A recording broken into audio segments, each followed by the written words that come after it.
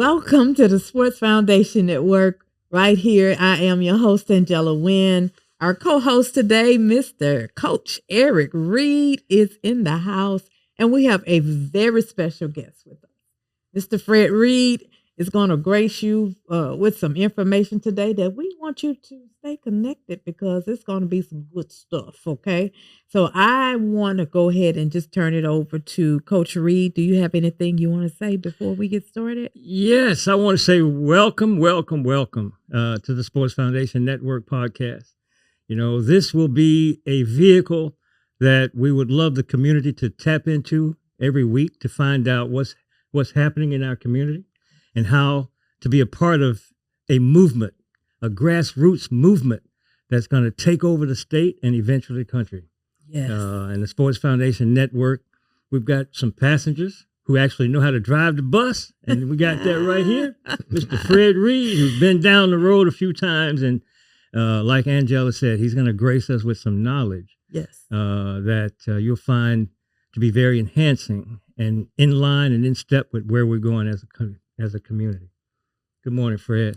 Good morning, Coach Reed. For you don't know, Eric is my nephew, and I'm very honored to be here, Ms. Yes, Wynn. sir. Very Yes, honored sir. to be here. Yes.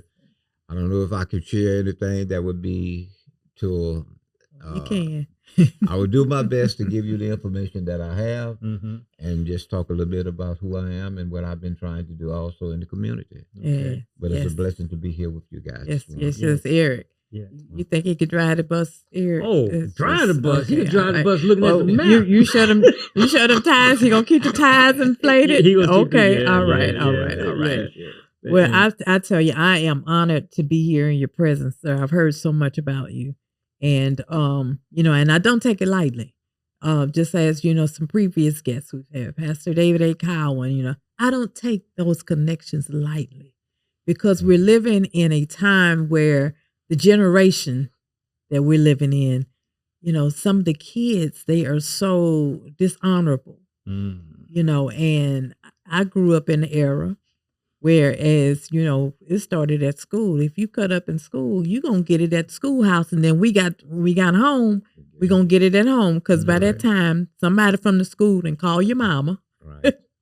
And she done got word. Mm-hmm. So just be prepared for it. But I count it a privilege, again, just to be here in your presence. And yes, I know that you do have a lot of wisdom, knowledge. Thank you. I hope so. Anyway. Yes, Mm-hmm. yes. Yeah. But what are share with us something. I had a question for you. Give me a memorable experience in your time that shaped your perspective, since we're talking about honor and honoring those that have come before us. What has shaped your perspective? Well, coming up and I look at things that goes on in the community now. Basically, when we was coming up, most of the guys that I hung out with, we was athletes. We played ball. I can remember playing ball from like 6, 7 years old coming up. And so that was our driving force. So that kept us from getting into any kind of trouble. So going through high school and then being able to go play in college for a little while, that was always a dream. But I was drafted while I was in college to go into the military. And going into the military, then serving in Vietnam was really a basically a change in my life, because I was able to see people from all over the United States, and being able to talk with them and to mingle with them and to find out things that they did. And we all basically live as a race of people. We all basically live the same, no matter if you was in Los Angeles or you was in Chicago, New York, Baltimore. And all these guys that I met, we all had the same thing, and our decision when we came home was to do something to try to better our community. Yes. So Vietnam played a big part in changing the way that I looked at life on a whole. Yes. And then when we came back, after I was married and started having kids, and then started coaching Little League football, then again I was able to see certain things and working with the youth, like you're doing, Coach Reed, working with the youth, you begin to see a pattern of things that was happening. And what you were saying about the school, I found out because they had integrated the schools, then I don't think they was getting the same thing that I got coming from a segregated school. Right. Where people would call you home and tell. It had a young boy, and this always struck me. It had a young boy, and they had put him in special education. Mm-hmm. Now, when I was coaching, I brought the same theory and the same plays that I had when I was in college. Okay. Mm-hmm. So I'm teaching these 7, 8, 9-year-old kids these same things. And this little boy, they had him in special education, and he knew all the plays. Wow. So it made me think, okay, so what we need to do is all these individuals, maybe he had a behavior problem or something where they took him out of class that he didn't learn while he was in school. But by him having that behavior problem, you had to have someone who could work with him and understand. And I think one of the things would cause him a problem that he stammered. He had a stutter problem. So that probably had him with a behavior problem because you know how kids are, they will tease you. So those are the things that really changed my life and really looking at the things that we could possibly do to make a difference in our community. Mm-hmm. So that was the basis. That would really transform my life, my going to Vietnam and then working with the youth out in the community and the things that I felt that should be done to work in the community that can make a difference. Right. Wow. And I'm gonna tell you, Fred, I remember watching you play football in Memorial Stadium when I was a little bitty old kid, man. I'll never forget. Number 21, that was your number, right? That was my number. Now, you know what my number was in my first year playing football? 21. That's an honor, man. I appreciate that. And then you went to college. What was your number in college? 11. Oh, you was 11? Yeah. Oh, man. What it was? 12? Mine was 12. Yeah. Well, we started off with 12, but then we ended up, when I was out at Santa Barbara, my number changed to 11. Okay, I thought it was 12. Yeah. So it was 12, right? It was 12. Okay, that's why. Yeah, that's why I had my number 12 in high school. I know you didn't know that. When I played in the All-Star game, and so that's where you got that 12. Okay, gotcha. And speaking of All-Star game, I found something very fascinating that I didn't know. Okay. September 2nd, Labor Day, I had a chance to meet with some of the best athletes in the state of Louisiana that didn't get an opportunity to fly under the Louisiana High School Athletic Association flag. And because of segregation, had to create our own Louisiana High School Athletic Association league for black athletes in black schools. Talk to me about that, bro. Well, it's, and I wrote it down so I'll make it. Louisiana's an interscholastic and literary organization, athletic and literary organization. That's the banner that we played under when we guys that finished high school in from the 40s, 50s, and 60s. Mm-hmm. So about 3 years ago, the guys and my teammates and guys that from the 40s, from the 50s, and the 60s, we started having just like a little barbecue on the weekend. So about 3 years ago, we said, okay, let's bring in the rest of the guys. So last year we had guys from all over Louisiana to come by to do that, man. And what we're trying to do is we're not trying to change things or go back and say the Louisiana Athletic Association, what you played under should change anything. We just saying that our record should be considered also. Should be recognized. Yeah, it should be recognized. So we going back trying to do the research and how to find out where the record was. And probably about, I would think at least 50 to 60% of the high schools that won state championships back in those days are closed down now. Because I don't know about Vernon High over in Leesville that won state champ back in 1963. Are they still around? Because Leesville High is probably the only school in that area right now. You know, and at one time they had changed Scotlandville to gave them a new name, and but those alumni over there fought and got their name back down. So we were fighting to try to keep Capital. I went to Capital High School, and we were fighting trying to keep it up and build it back up to where it should be. Yeah. And the young man over there, the coach over there, I coached him, Coach Woods, coached him when he was like about 9 years old. Wow. Wow. And he was such a guy. I gave him my number 21, and he wore that number all the way through high school, college, and then he gave it to his kid coach. So his son is playing now. So that's their number. Deuce what? Deuce 1. Yeah. 21. Yeah. Wow. Yeah. Wow. That goes to show you what legacy means. Yes. You know, so you've made an impact in many people's lives, you know, not just, you know, your nephew's life, but, you know, your everybody. I mean, Fred, I remember when you had the Cougars. That's what we started with, the Cougars. The Cougars Athletic Organization. And Lionel Hayes came to your program. Yes, he did. I coached him at Astruma for a minute. Mm-hmm. John Stalwart. Stalwart, yeah. You look, man, Astruma High School. I'm sorry, y'all. That's no problem because a lot of the kids, from the neighborhood, Howard Park is right there. And most kids, all those schools, because my son went to Astruma also. Mm-hmm. So we would coach over there, and we tried building when Coach Jackson there was there. We started trying to work with him to build a foundation, so that those kids could excel over there at Astruma. Yeah, education is very, very important. Mm-hmm.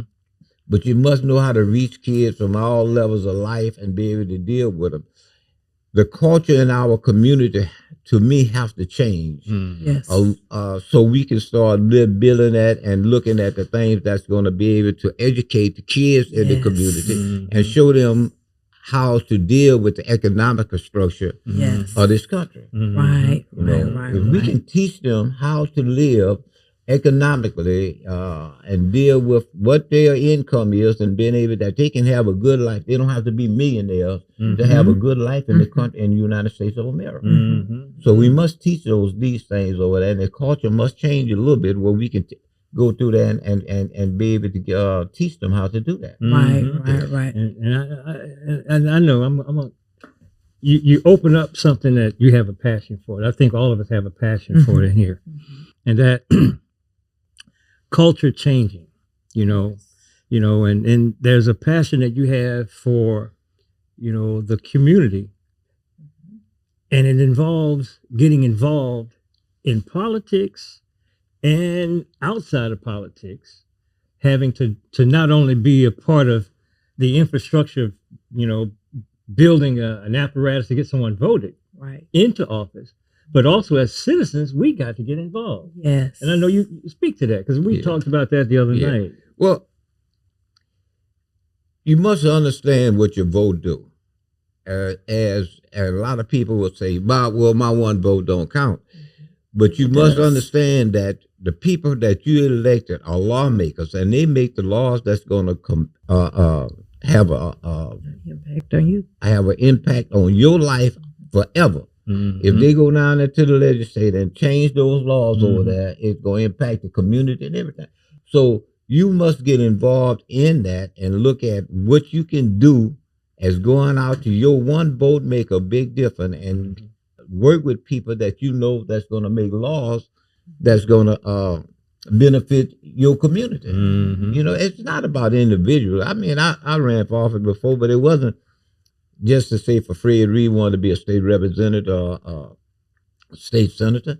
It's what we can do is change the laws to make our community better. Mm-hmm. And those are the things that you must work at to change that. Mm-hmm. And you must, once they found out that you can vote and change that, they make all kind of little things and gerrymander in the district where they can have the all get all the votes. Mm-hmm. So you got to keep abreast of these things so you can go out and vote and understand who you're voting for, and try to read a little bit and find out who the best person to represent. And you just said the key thing, Fred, about reading, and I think I've shared this with you before. I know my dad used to always tell us, if you want to keep anything from an individual, put it in a book, because 9 times out of 10 they're not going to read it.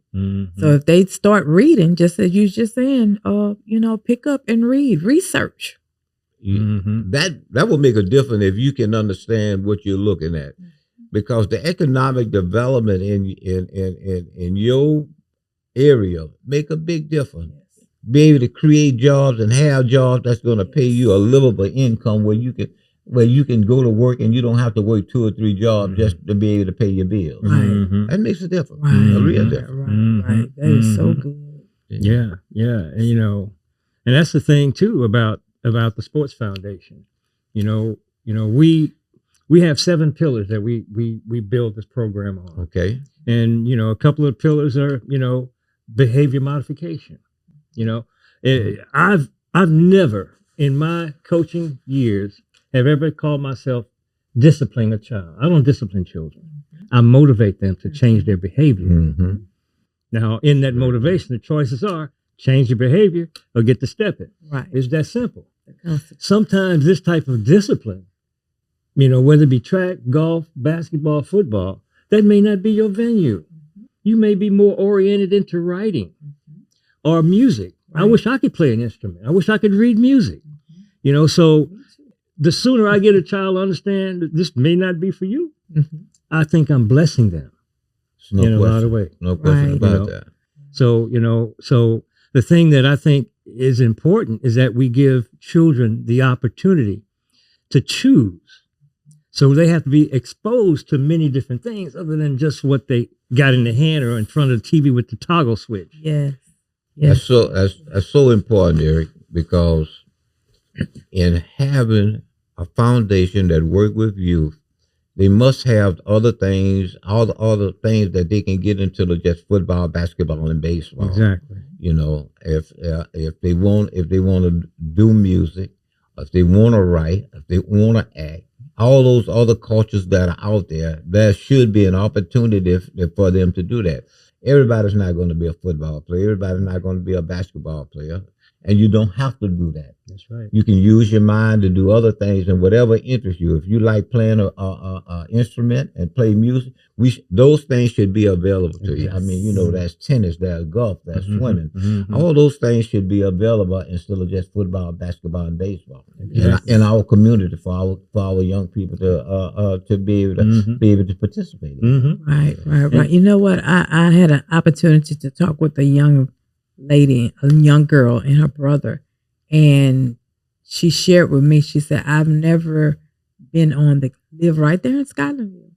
She said, I've never been on the campus of Southern University other than a parade. I've never had the opportunity to go and look at the dormitories or, you know, look at the businesses, the buildings where they, you know, teach classes or whatever.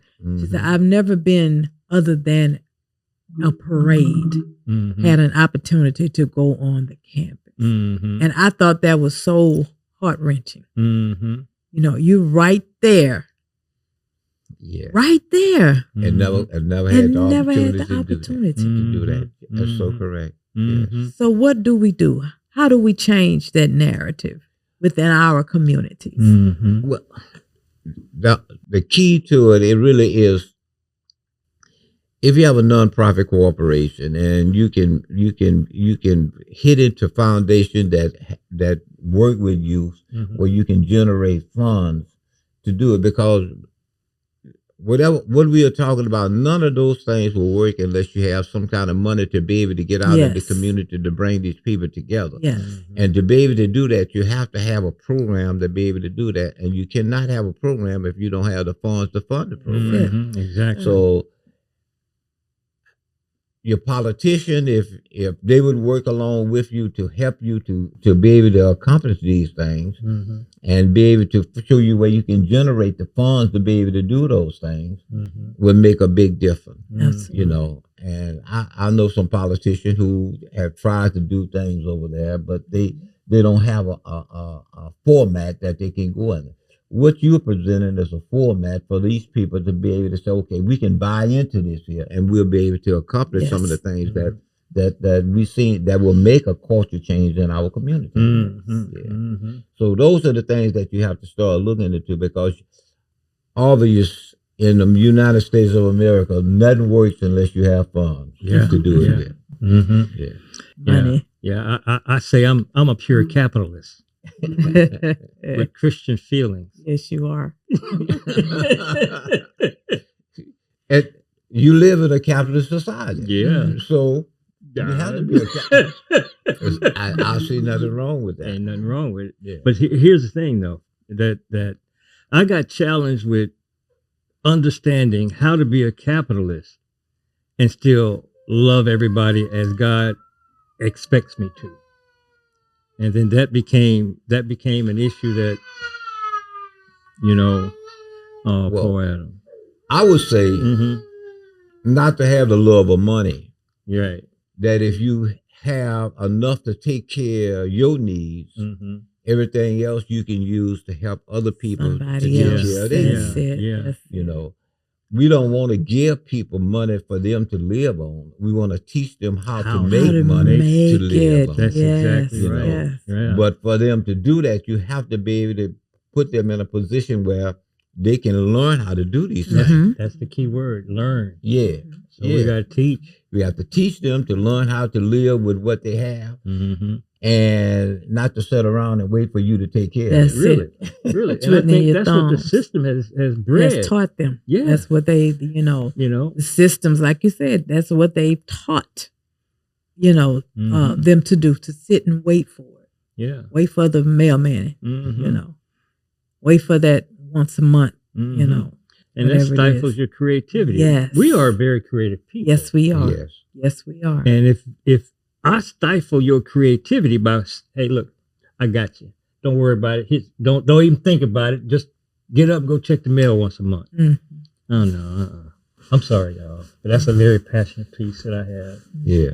And there's nothing wrong with that. I mean, to teach people how to take care of themselves and to learn how to, but to put job opportunities in front of them, to train them, to have them over there. And that's the culture change what we are talking about right there, for them to understand that no, it's not going to be given to me, but if I learn how to do this, I can take care of myself, and the money that I make, if I learn how to utilize it the right way, I'm gonna be good. Right. I don't need a Mercedes to ride around in. I need a quality automobile that's gonna get me from A to B to Z. Right. And you're good. Yes. I don't need a mansion. I don't need 50 room. But if I have a 2-bedroom house and I don't have but 2 kids, I can put them in the bedroom. I have a bedroom and we can make that work for us. Those are the type things that I think is the culture change that we need, But I don't want to sit around and get on Section 8 and wait for them to pay my rent every month. Right. Yeah. That's awesome. And even if it happens, it's not something that I'm looking for long term. Right. We all got to live just a short pothole in the road. Yes. Just a short-term fix until I get over to the other side and accomplish those things that I need. Correct, because you have people in those position right now that really don't want to be there. So we're not downing people who are in those kind of positions right now that you have to be on Section 8 because sometimes that's a good thing until you can get to the position where you can take care of yourself.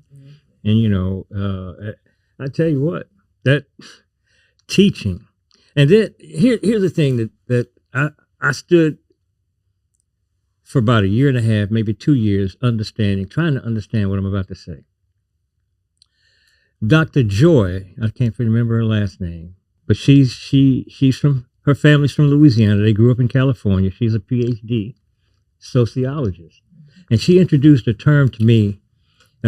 Post-traumatic slave syndrome, which I had never heard of. And I started researching it. And what I found out is that post-traumatic stress syndrome that a lot of us in combat and having traumatic experiences in life suffer with, well, we as a culture who's generationally exposed to slavery have the symptoms of stress associated with combat. Because and she called it post-traumatic slave syndrome. Okay. And just imagine, compounded over centuries, okay, the negative feelings that we got from observing our human relatives being treated or maimed or killed or lynched in front of us, and what kind of effect that had on generations. Wow. And then the science behind it, which is what I spent time trying to understand, is that it gets connected into your DNA. And you can give birth to a child and it carries that on. So now we have traumatic experiences that have been pinned in our DNA. So we have to work on reprogramming. Right. A lot. Right. According to science. Mm-hmm.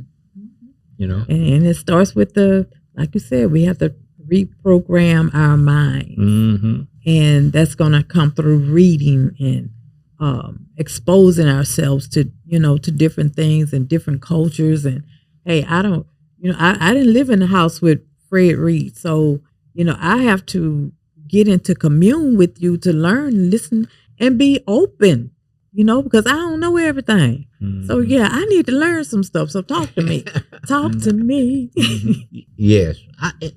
And we still learn. Mm-hmm. No matter what age you get, you can still learn. And the more you read, the more you have opportunity. I was very fortunate to come up with a mother who did a lot of reading. Mm-hmm. I started reading. My mother taught me how to read before I ever went to school. Really? I was 3 or 4 years old. I was able to read. So I've been reading all of my life, and I still read, and I try now to just read for enjoyment. Yes. Read for more knowledge. I just like to read so I can sit around and it's a passion, and it be able to relax you. Yes, it's a relaxing thing when you can when you can really enjoy a book. Mm-hmm. So post-traumatic stress syndrome is something that I think anybody that's been in a war will have. Mm-hmm. And I came out of Vietnam hoping that I would never have to see anybody else go into a war again. Mm-hmm. It's not nothing pretty. And so if the DNA of the post-traumatic slave syndrome have got into our DNA, I can understand the fear that it would put into some people at this particular time. Mm-hmm. Mm-hmm. And post-traumatic stress is real. It's real. Yeah. I'm an advocate for veterans being taken care of in every way you could possibly think of. Yes. I suffer from post-traumatic stress syndrome. And I was in the desert war, which didn't last as long as Vietnam. Y'all's tour was longer than my tour. I had I looked at it last night. I had 6 months in theater. Yeah. How many months you had in theater? A little better than a year. Yeah, that's a lot, bro. Yeah. And that's not something that no, something I wouldn't wish on anybody. No. Right. Yeah. My goodness. Well, so it made a big difference in my life. Yeah. Just being over there and then being with a lot of guys who had an idea of what they seen and being able to communicate with them and the things that we felt that we should do when we get back to the United States. So it made a big difference in my life. And I know, one of the things that, man, that time go fast. All right. We're going to get you back, man. Yes, you gotta come back. Gotta come back. Whatever, man. Whatever I can do, I'm in your corner, in y'all corner. Whatever I can do to help you, I'll be glad to. Yes. Awesome. Well, take us out, sister. This has been such an awesome privilege. Again, thank you so much for gracing our platform. As Eric just said, this won't be the last time. Thank you for coming back. Me. So I'm just giving you a heads up. You're coming back, all right? All right. Thank you. Well, yes, thank you, our listening audience, so much for tuning in right here with us on the Sports Foundation Network, where all we do is elevate you to the next level. But you got to do something. You got to stay connected. You got to stay in tune. Hey, and please, don't forget to like, subscribe. Hey, comment. Send us a message and let us know, hey, that really touched me. If it's something that you need and you think we can help you, hey, send us a message. We want to be there for you to help you get to your next destination. But hey, again, I am your girl, Angela, right here, Sports Foundation Network, and we will see you later. Stay connected. We are the lions. We are the chosen. We're gonna shine.